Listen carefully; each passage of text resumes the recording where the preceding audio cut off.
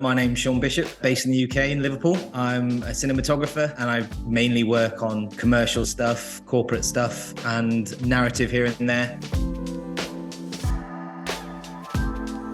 So the project we're here to talk about is Older Gods, a cosmic horror where an American comes over to the deepest, darkest depths of Wales to uncover some secrets about the death of a long-lost best friend. When he starts to unravel some of the mysteries that struck with the suicide of his friend, he starts to unravel cultish sort of behaviors with gods and monsters and followers. I met David at university and we fell in love with the same sort of films, same sort of style of films. When we left university, we parted ways, and after a few years of working freelance and stuff like that, we came together and said, do you want to start a business of some kind and make films for people and use our skill set to make money and go forward? And from there on in, the goal was always to make features, but then life gets in the way. Families are made, marriages, houses are bought. So the kind of creative and passion projects that you wanted to be involved with take a little bit of a backseat to, say, the corporate narratives or the corporate productions, the commercial work. One year, Dave walked into the office and says, we're not doing this anymore. Let's just put everything in. He watched the TED talk, the cavalry's not coming. He saw that and he just kicks the office door down and said, we're not waiting anymore. We're not waiting for funding. We're not waiting for backers. And then literally that year, we got a little bit of backing for a film that we were going to produce called Patriarch. We had casting directors looking for people to fill the roles. We had schedules and everything was in place. And then COVID hit, and then the money got taken away,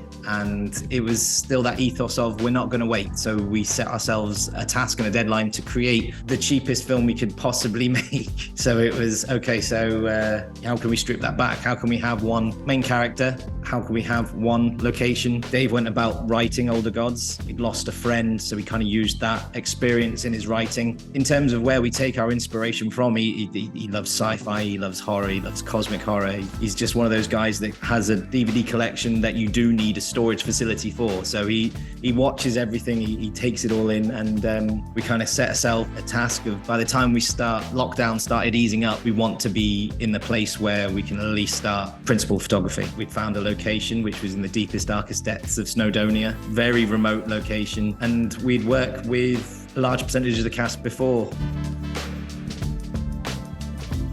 When I first started talking to Dave about how I saw things, especially with the location being so rural, we wanted quite earthy tones. I think Atlas Orion came onto my radar early 2019 anyway. I think I saw a few videos from some people that were testing, seeing on different cameras what they were achieving and the kind of tones that people were achieving. It had that, I hate using the term, filmic quality.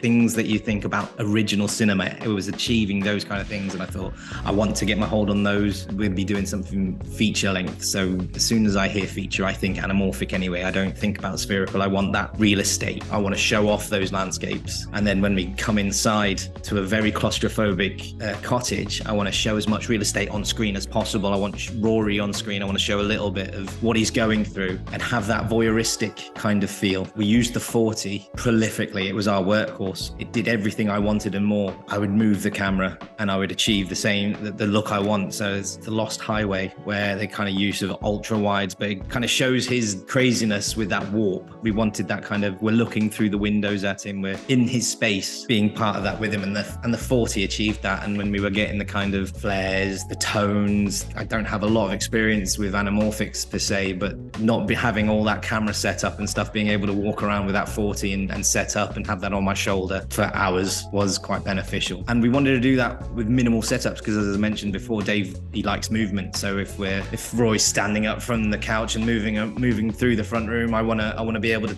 track and pan with him.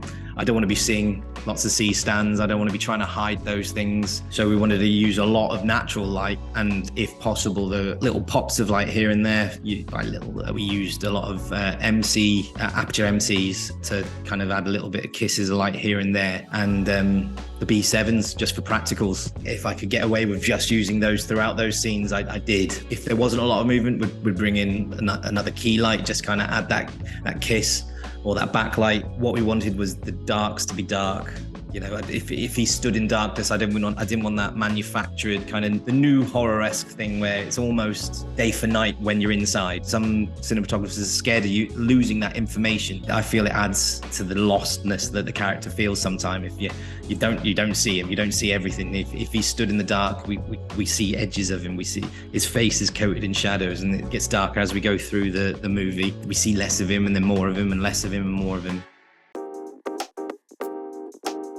We paired it with the Blackmagic 12K, mainly because of budget. Our commercial business uses Blackmagic extensively. We had it in DaVinci Resolve, and when we paired it together, the color science of the Blackmagic and the tones that we were getting from the Atlas Orions, it made very much sense just to stick with what we know. Really, would I go with an Alexa Mini in the future?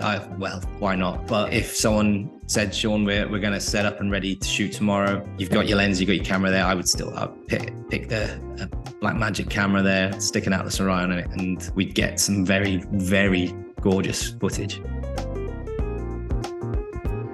We've got a working production company. We provide marketing videos and commercial videos and corporate videos for people on a daily basis. It's our bread and butter. It's how we make our money. So we can tap into those resources as and when. So it kind of helped us in terms of budgeting. We're able to get everything within 14 days in about 2 weekly 7-day blocks with a couple of pickups here and there. The first main block was based in Wales. It was a cottage. You know, when cottages were built in the early part of the century, everyone was shorter, everyone was thinner. There's not a lot of room for movement. So when we started thinking about production and stuff like that, it was, well, in terms of what I need to do and what Dave likes to see. Dave likes to see movement with the camera, almost documentary-esque, where there is a lot of movement. That movement tells the story. In terms of having a footprint of lights knocking around, it's how I keep that quite minimal, using as much natural light as possible. Your lenses actually came in quite handy there, you know, being able to open up a little wider. We went out there with about a crew of 6, and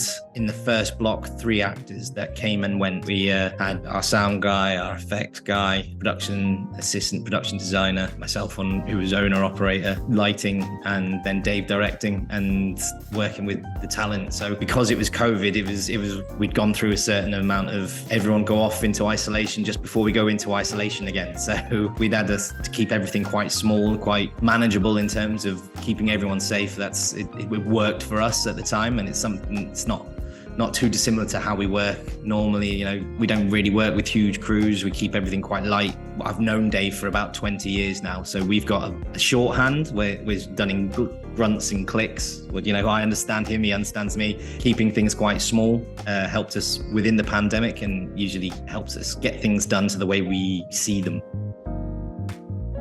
So the one I have here is one of the opening scenes, and it's a bonfire scene where we're seeing people with masks on. There's someone who looks like he's been tied up and starting to be cut. So our main source of light is a bonfire with a few kisses of light from behind the individual who's being cut open and sacrificed, as it were, with the oranges and stuff like that from the fire. This is where the anamorphic kind of look comes in, just the flares that were coming off with the fires and the little touches here and there. We got some great stuff. And it's also how the film opens. So we've got tribal drums kicking off. We've got big bursts of flames. We've got people in masks. We've got a little bit of blood. It just opens the movie with a bang. I think we were wide open outside, a couple of extra pop lights here and there. That's just to show that we're in the woods. But the main key was from a bonfire that we used a friend's set of woods to access. We were able to have a location in Staffordshire, and he let us safely set a bonfire, and he managed it, and we're able to get the footage that we intended to. The next one I'm showing here is we've been introduced to the main character, Chris Rivers, played by Rory Wilson. He's turned up to the location in Wales. We open with like a phone call from Billy.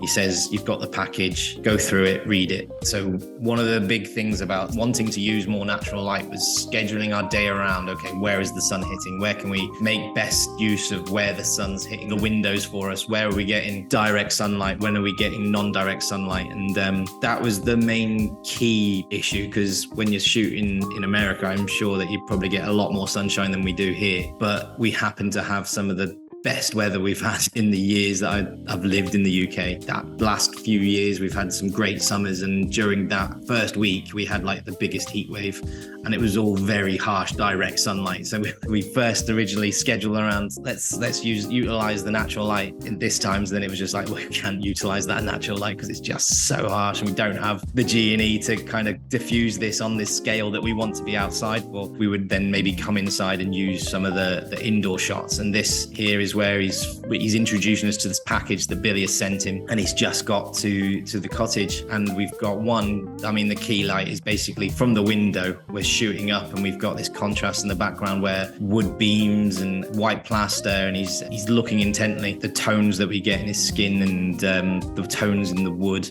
and that distance that we created, and that upward shot. It's one of my favorites, and it just has that foreboding feel to it. This next one here is when he's settled in for the night. He's opened up the package and he's starting to listen to some video files that Billy has recorded for him. Basically a big exposition dump. This, I think, is about a 10-minute scene where Billy explains what's happened to him over the course of the last few years, where he started to discover a certain sect of people that believe in an older god, and sacrifices is a way of appeasing that god and joining them, and primordial fear, where because there are these older gods, we are part of a dream, and what we do and how we live is non-consequential or non-significant. And that's what he was looking into when he was discovering it. So we set up this scene where we didn't want a lot of movement. We just wanted a laptop. We wanted to look like he's sat in front of a cottage fire. We've got a little bit of moonlight hitting the back window. We've got a little bit of practicals either corner of the room there. That was basically it. It's very minimal. It was an RGB light with a fire effect added, 2 practicals on tungsten. They're giving us that warm glow, and then a little bit of boost of white light on a laptop there. It's just one of those ones where you look at it and it's like, you can hold that shot and listen to the exposition because it's an interesting shot. It pulls us in, and with this shot we then pull into a few close-ups where we watch Chris go through some of the evidence, go through some of the findings that Billy's left him, and go through that decision-making process in his eyes, where he's considering, does he want to get involved in this? Does he want to be like his friend, where he might end up crazy? This is the scene where it all starts to kick off from here. This is another one of those shots where we try to utilize natural light as much as possible. We waited for that golden hour hitting a window on the landing of the cottage. We put a solitary chair just in front of it, and it's a phone call between Chris and Billy's mum. And he's just ringing up to say sorry that he couldn't do more and he couldn't be there to stop Billy doing what he did or what he apparently did. And we wanted that kind of hazy sunlight kissing the trees, using that golden tone. There's greens in the background, there's creams in the foreground, and we had a very small pop light just kind of filling, and maybe a little bit of white on the floor, just bouncing in front of him. And it's one of those shots where we did it with minimal lighting, and I'm just very proud that we waited for the right time. Rory was able to deliver a great performance when we had the sun. We weren't waiting for him to read his lines. We weren't waiting for him to get into character. He was set, he was ready to go because he knew we were on a schedule. And that was